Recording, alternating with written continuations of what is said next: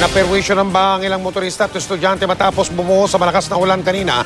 May ilang mga umangkas na lamang sa mga dumaraang truck para lang makatawid. Mula sa lungsod ng Valenzuela, nakatutok si Isay Reyes. Isay.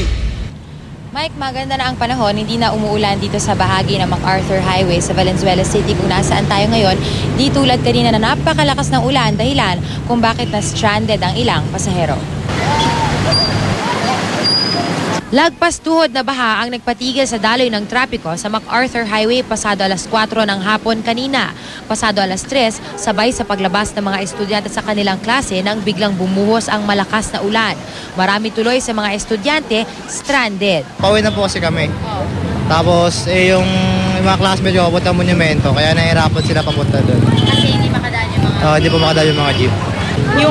Yung bus na dumadaan dito, galing pa po sa monumento, sabi nila lubog daw po dun hanggang sa Mitulyahan River. Ang ilan sumabay pa sa truck makalusot lang. Ang ilang van, bisikleta at pedicab nagkanya-kanyang diskarte para makalusot sa baha. Tulad na lang ng van na ito na naglakas loob lusungin ang baha kahit na halos lagpas gulong na ito. Ang pedicab driver na ito naputulan pa ng kadena ng lumusong. Mayroon tumawid. Hindi, ikaw, yung pedicab mo, nilusong mo? Nilusong ko. Sira. Masira. Tanggal kadena. Tanggal pa yung kadena dahil Sa ba? Okay. maya-maya nagsimula na ring bumaba ang tubig. Gaano katagal ka natenga doon? Walang kulang isang oras eh.